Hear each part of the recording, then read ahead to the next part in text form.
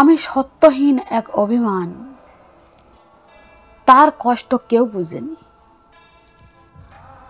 আমার রঙিন এক জীবন, সেখানে কেউ রং চড়াতে চায় না।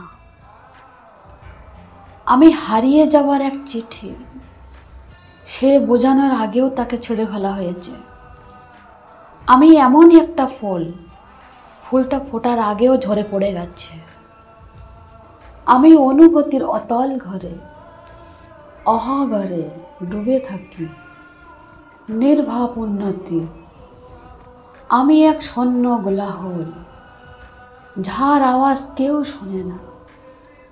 বারবার হেরে যাওয়ার পরেও ধৈর্য হারায় না। সবর আর সবর।